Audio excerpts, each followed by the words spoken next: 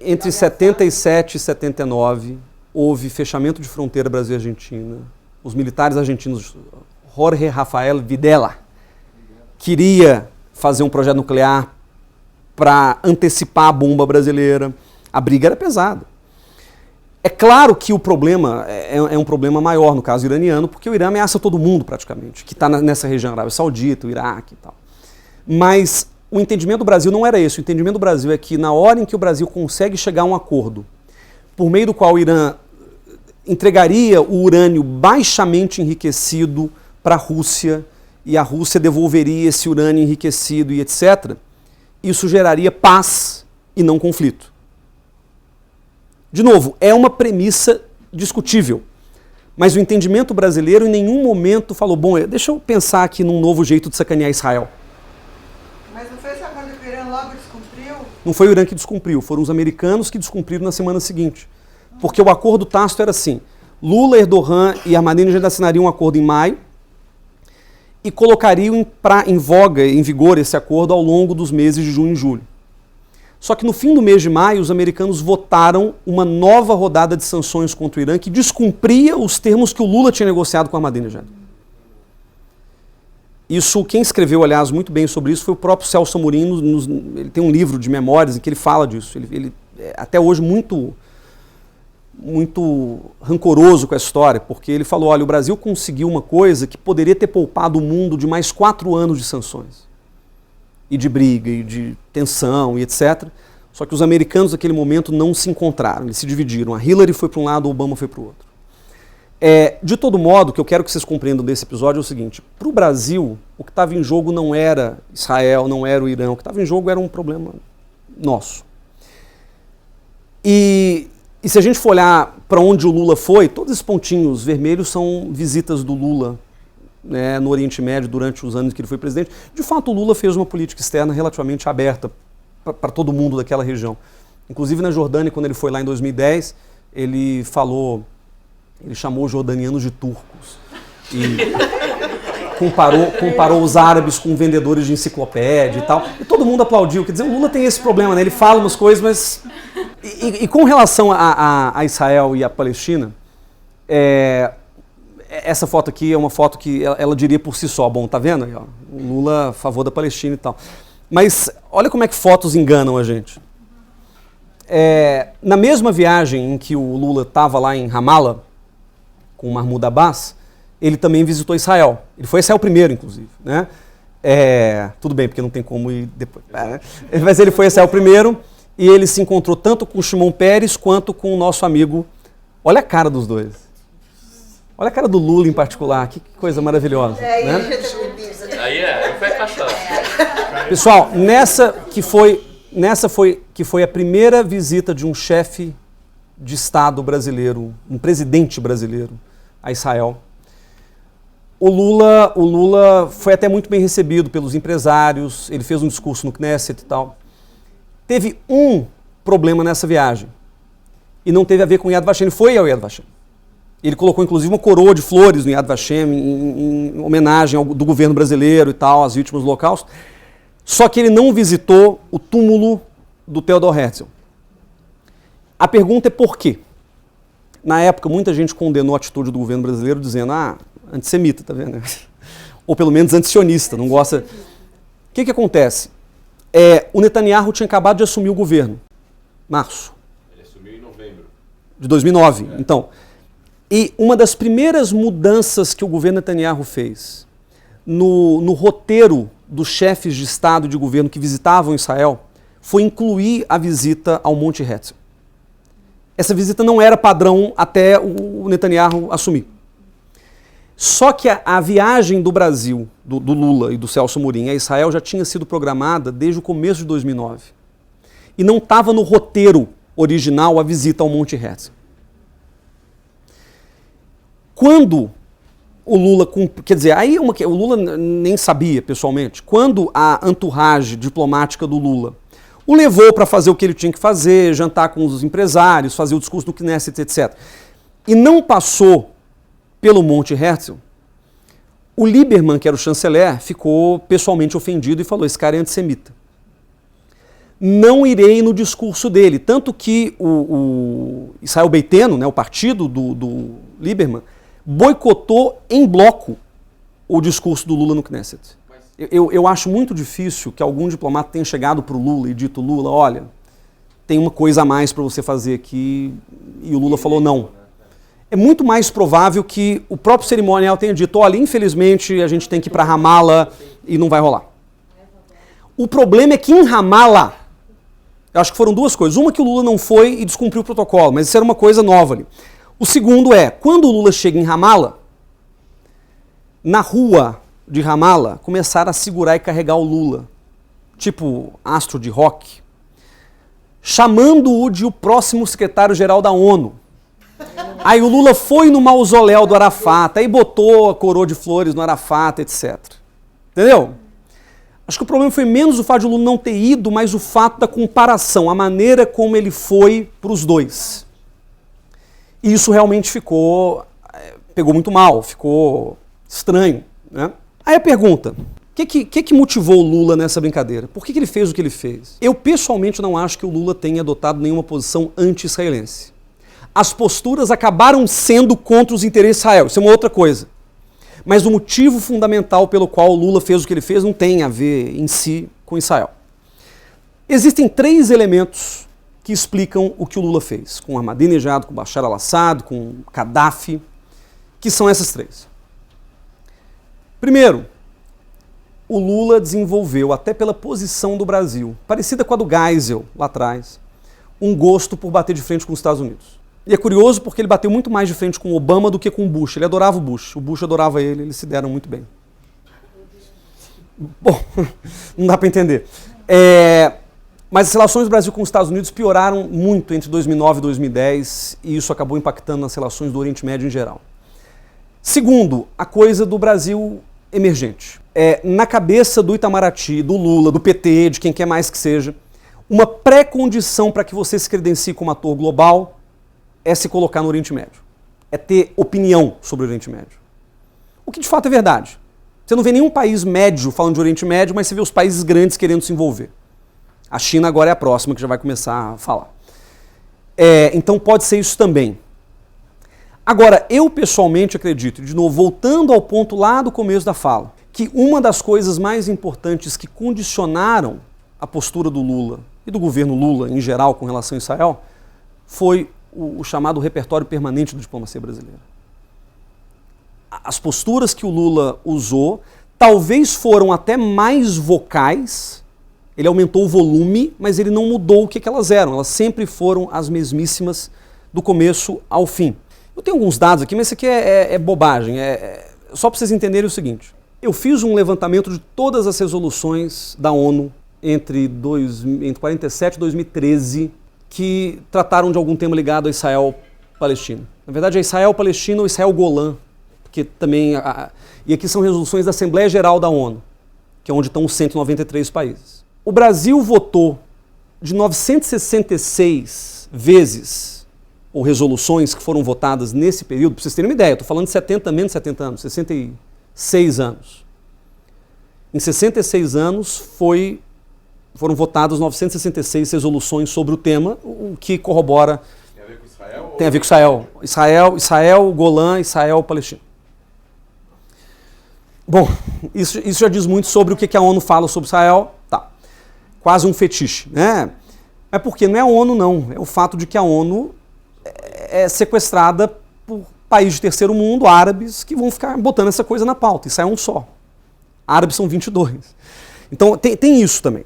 Mas o fato é que de 966 vezes que foram votadas temáticas ligadas a Israel, Golã e Israel, Palestina, o Brasil votou contra Israel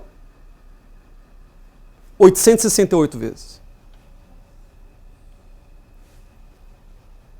Na verdade, houve temas que não eram necessariamente contra Israel, eram questões mais burocráticas, tanto que Israel também votou sim algumas vezes ali.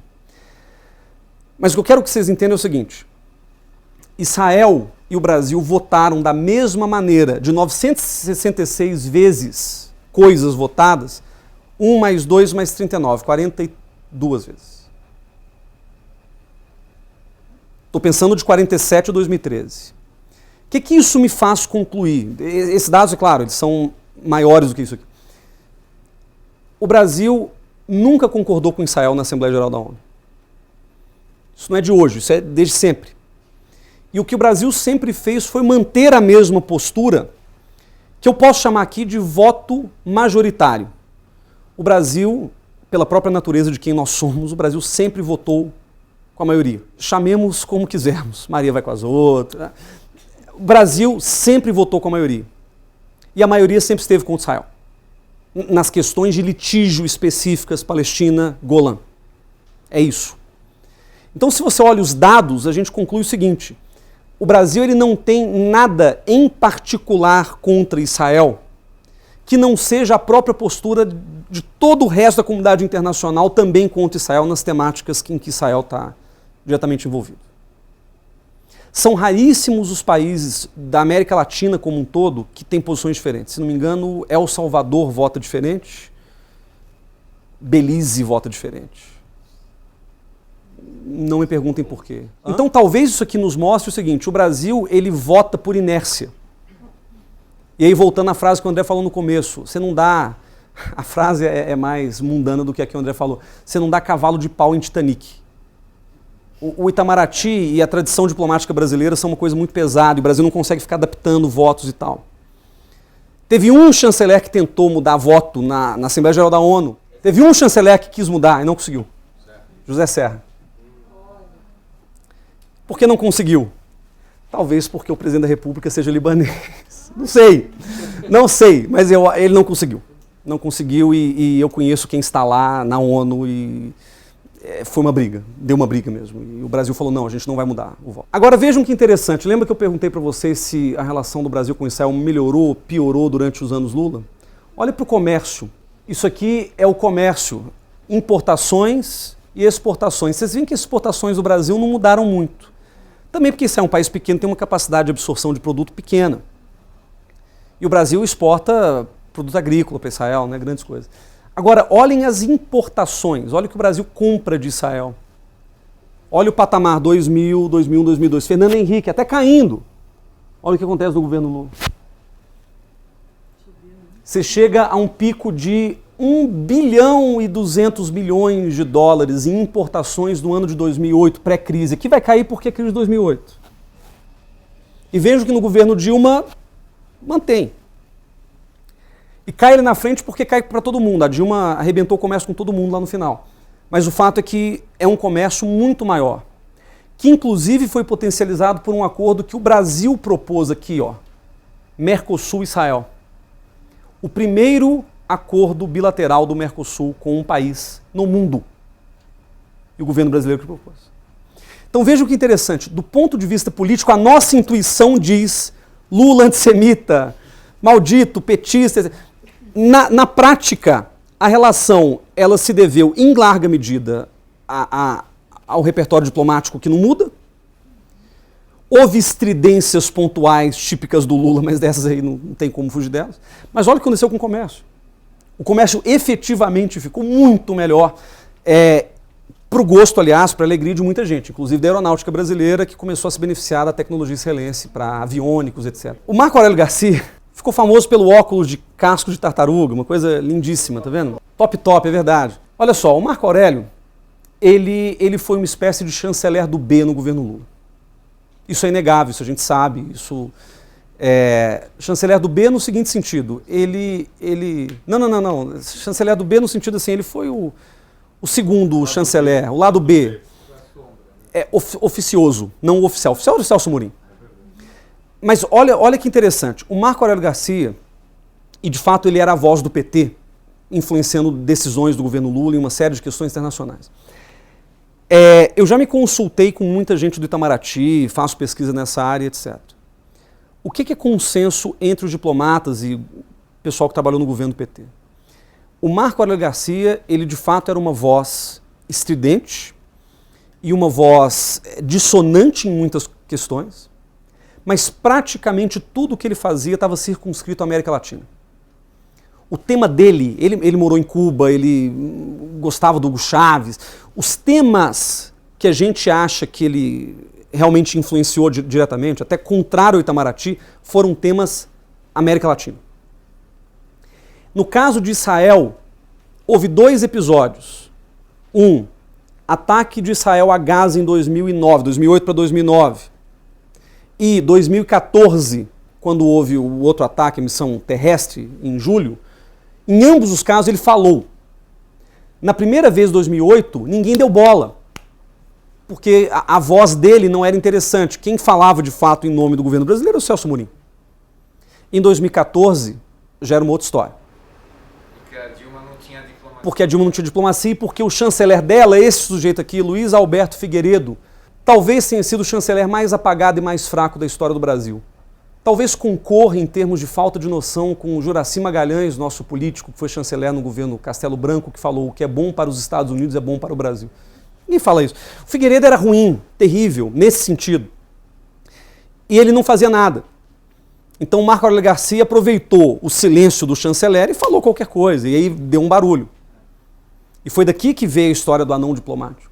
No governo Dilma, assim como no governo Lula e assim como no governo Temer, você tem 3 forças que definem a política externa. Durante muito tempo a gente acreditou que era só isso aqui.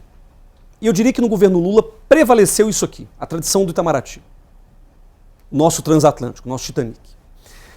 Só que a Dilma tinha também ideias, a Dilma não era exatamente uma pessoa diplomática e ela esvaziou a diplomacia em larga medida. Ela tratou o Itamaraty muito mal, isso qualquer diplomata pode atestar. Agora vejam que interessante. Julho de 2014, Israel lança no dia 17 de julho uma ofensiva terrestre em Gaza, que foi contestada por praticamente todos os países do mundo, inclusive pela França, por aliados relativamente tradicionais, e o Obama mesmo condenou, não nos mesmos termos.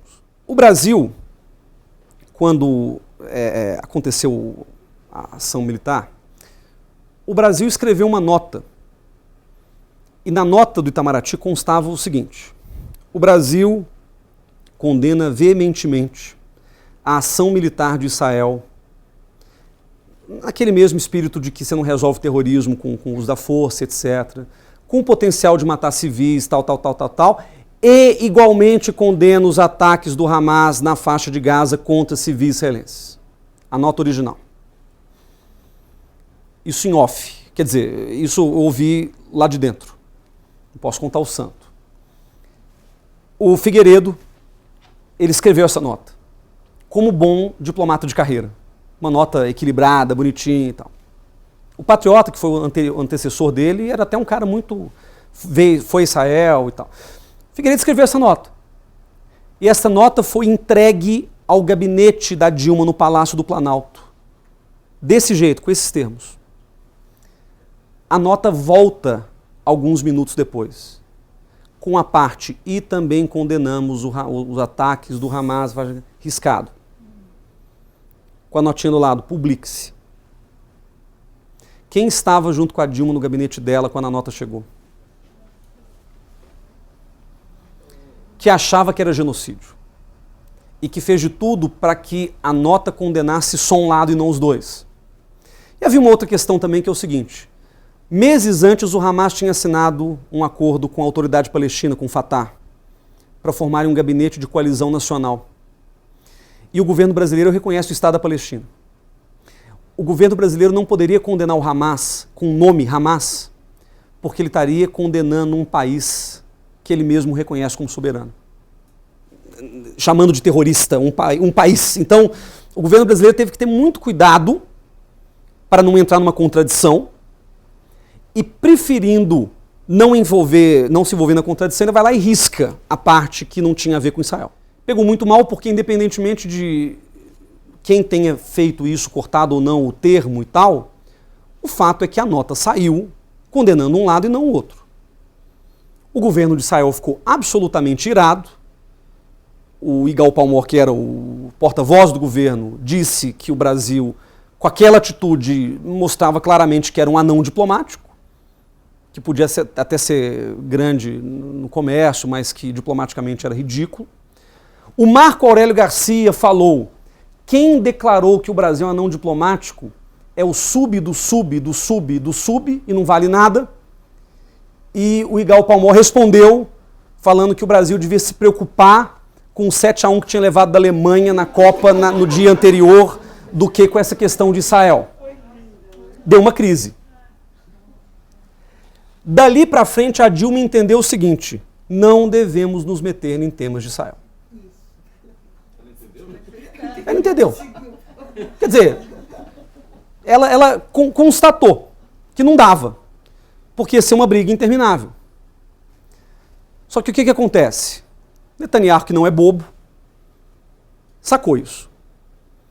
E o Netanyahu, portanto, falou, bom, agora que a Dilma mostrou que é sensível a esse tipo de coisa, vamos aumentar a aposta.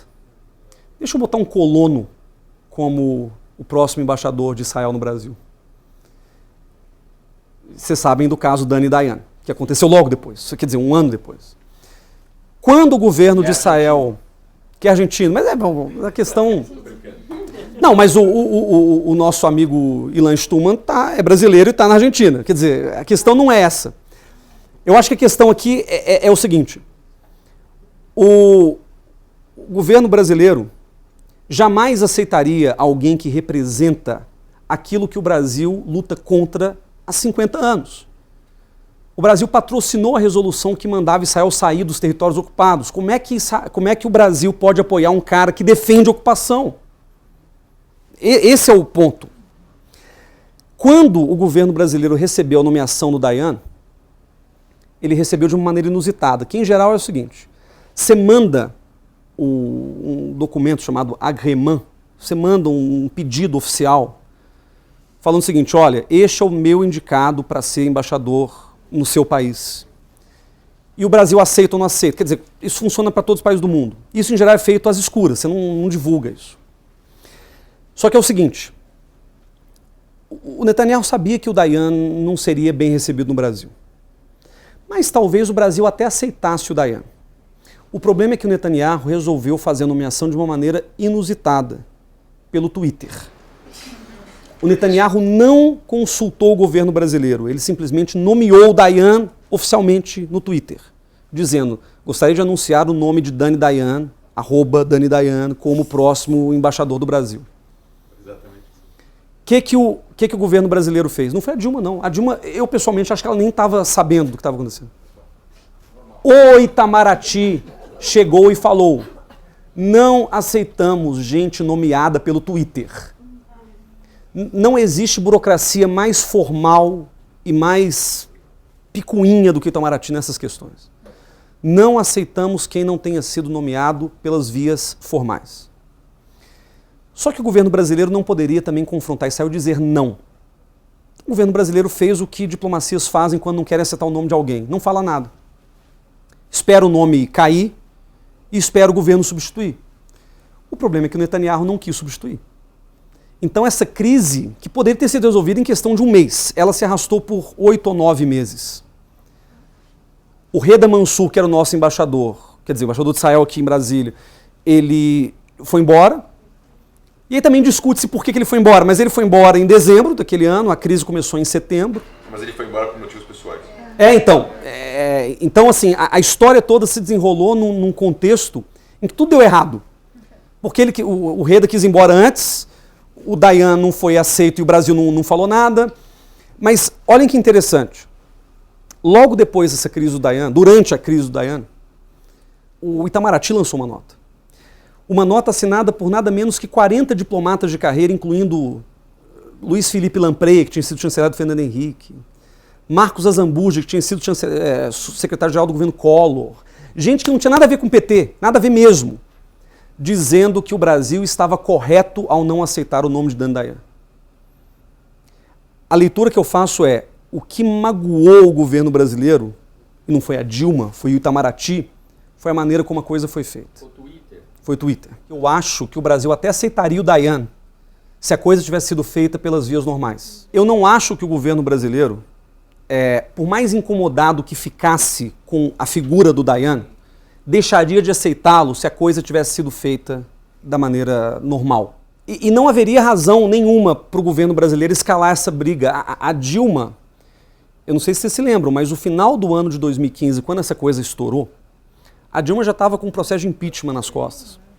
Eduardo Cunha já estava fazendo de tudo para a Dilma cair. A Dilma, ela conseguiu, na mesma decisão de não aceitar o Dayan, uma briga com 3 grupos. Com quem não se briga? Com a comunidade judaica, sobretudo a institucionalizada, com o CONIB e tal, porque todo mundo ficou muito irritado. Com a aeronáutica, porque grande parte do... O Netanyahu, inclusive, segurou o envio... Depende de aviônicos israelenses, sim. De peças israelenses. Sim, então muitos brigadeiros ficaram surtados. E 3, e mais grave de todos, a bancada evangélica. Porque os evangélicos são hoje os maiores defensores de Israel. Então o que acontece? Para Dilma não teria razão nenhuma por ela não aceitar o Dayan. Se perguntar para Dilma qual a posição dela sobre o conflito israelo-palestino, a única coisa que ela sabe é, não quero me meter. E isso eu ouvi de gente do governo. A Dilma não deixava o Itamaraty fazer eventos sobre o tema, porque ela não queria se meter, ela não queria mexer nessa temática. Lembra aquele que a gente fez na GV? Aquele evento foi pelo Ministério da Justiça e não pelo Itamaraty, porque a Dilma tinha vetado. E aí que está o grau da coisa. Tanto que o problema foi aqui, não foi aqui. Foi aqui. E por que o Bibi fez essa besteira? Então seria por causa de Gaza. Porque para ele não era uma besteira. Se ele conseguisse colocar o Dayan no Brasil, seria uma vitória diplomática tremenda para ele. Porque depois, na minha leitura dos fatos, talvez aqui alguém conheça melhor o Bibi do que eu, mas a impressão que eu tenho é que o Bibi achou que depois da história da não diplomática ele podia provocar. Ele podia jogar com isso e queria ganhar. Eu não sei se é ele, se é o Lieberman. O Lieberman nem era mais, quando o Dayan foi nomeado, o Lieberman nem era mais chanceler. Mas eu tenho a impressão de que foi nessa linha. O Bibi blefou. E a Dilma não caiu. Caiu depois, caiu por outras coisas. Mas ela não caiu nisso. Mas o problema é que isso ficou como se a Dilma tivesse negado o Dayan, quando na verdade o problema está aqui. A mesma coisa, para terminar, aconteceu no caso da Unesco. A mesma coisa. Eu acho que o Temer tem um ladinho árabe. Não é só porque ele é filho de libanês, não, até porque ele é filho de libanês cristão. A questão não é nem essa. Mas é porque o Temer, quando foi vice da Dilma, ele foi o grande diplomata do governo, na realidade, mais do que os chanceleres. Ele viajava várias vezes, inclusive foi ao mundo árabe várias vezes, ele assinou alguns acordos com o Conselho de Cooperação do Golfo. O Temer tem noção, como vice e como presidente, da importância econômica dos países árabes. E aí, quando o Temer assume, o Serra, que virou chanceler, e aqui entendam que não é uma relação fácil. Temer e Serra não são do mesmo grupo, eles não se gostam. O Serra estava ali como cota do PSDB para se projetar para 2018. E o Serra sabia que o Itamaraty era um péssimo ministério para isso. O Serra queria ser ministro da Fazenda, não conseguiu. Queria ser ministro do Planejamento, não conseguiu. Sobrou o Itamaraty para ele. Então o que o Serra buscou? Ele buscou jogar politicamente com o Itamaraty.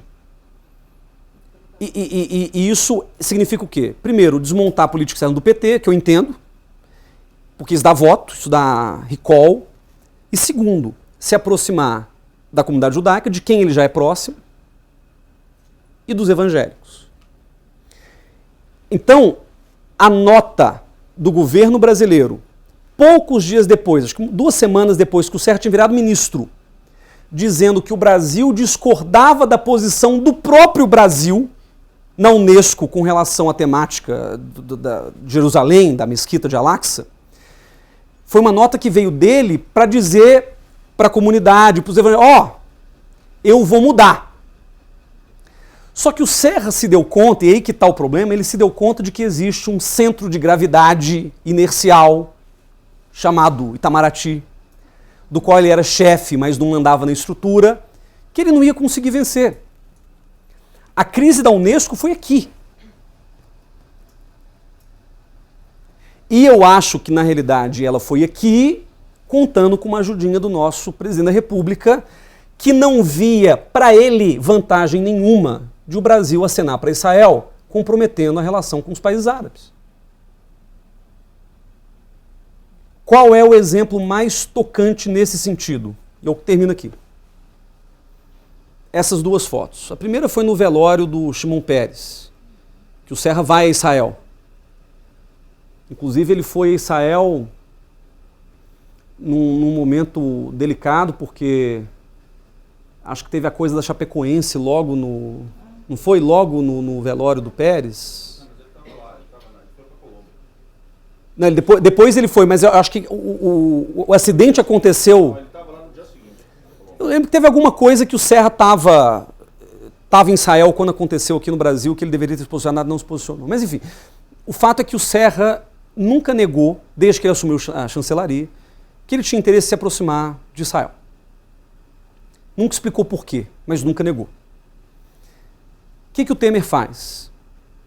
Em setembro, na Assembleia Geral da ONU, o Temer fez um discurso que inclusive ele contradiz o Serra, coisa que o Serra tinha dito, o Temer diz. Mas o mais importante, nesse discurso, aliás, depois do discurso, o Temer poderia ter reservado a sua agenda para fazer reuniões.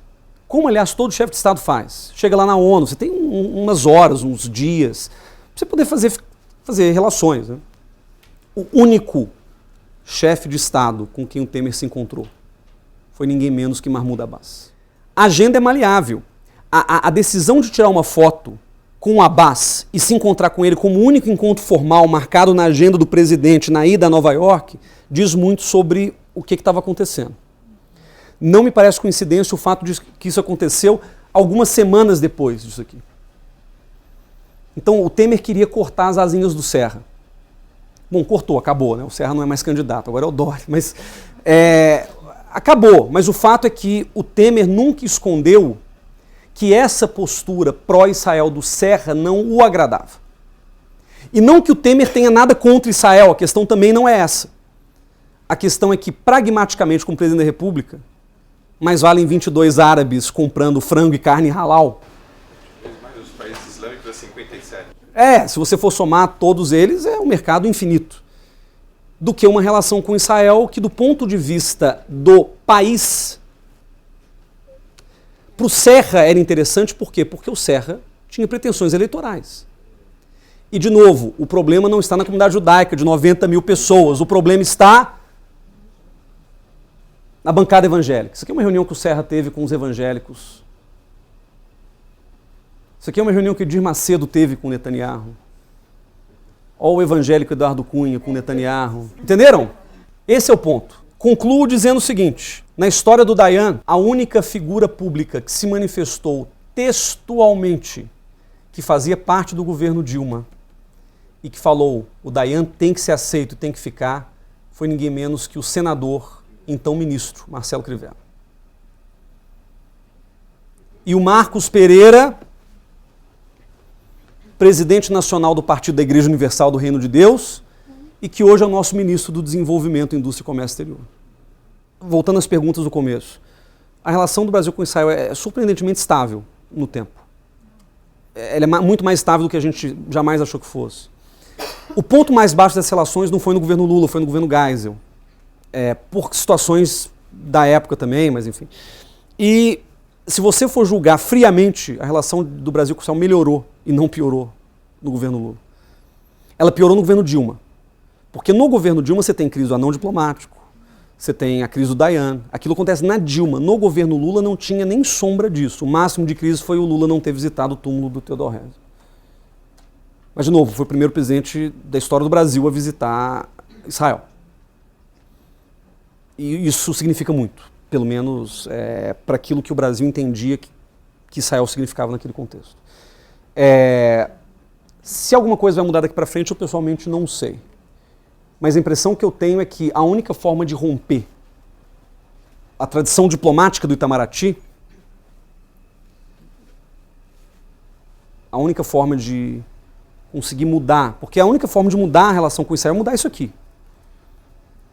É quando essa relação do presidente com o chanceler mudar. Quando eu acho que isso vai acontecer? Em 2018. Independentemente de quem for eleito em 2018, eu não sei, eu não apostaria em ninguém. É difícil, está difícil, né? Mas eu diria que essa pessoa não conseguirá ser eleita sem o voto evangélico. Porque até agora o voto evangélico teve meio difuso. Muito evangélico votou no Lula, muito votou na Dilma, muito votou no Aécio. Então, os evangélicos eles não estão atuando como bloco. A gente está falando de algo, 27% da população brasileira, dá 40, quase 50 milhões de pessoas. Então é muita gente. Né? O Edir Macedo, quando chegou a Israel para visitar o Netanyahu, ele falou para o Netanyahu, senhor primeiro-ministro, o senhor não se preocupe com as relações do Brasil com Israel. Estava no meio da crise do Dayan. O Dayan estava inclusive na reunião, ele não devia estar, mas ele estava. Mas ele falou, o senhor tem 50 milhões de amigos no Brasil que vão te ajudar. Talvez não ajudem agora, mas em 2018, 2022, em algum momento a gente vai ver, não um pastor sendo eleito presidente do Brasil, acho que isso não vai acontecer tão cedo, mas certamente alguém que tenha usado o capital eleitoral dos evangélicos em massa para se eleger e certamente vai ter que dedicar recursos políticos para a bancada evangélica. Os evangélicos não atuam em bloco, isso é fato. Né? Você tem o PSC, o PRB, você tem a Assembleia de Deus, você tem a Igreja Universal, você tem as dissidências da Igreja Universal, que são umas 30. Então os evangélicos eles brigam entre si, mas em algum momento eles vão receber algum espólio ministerial, como hoje já é. O Marcos Pereira é ministro, ele é bispo da Universal e é ministro. Palmas ao Obrigado.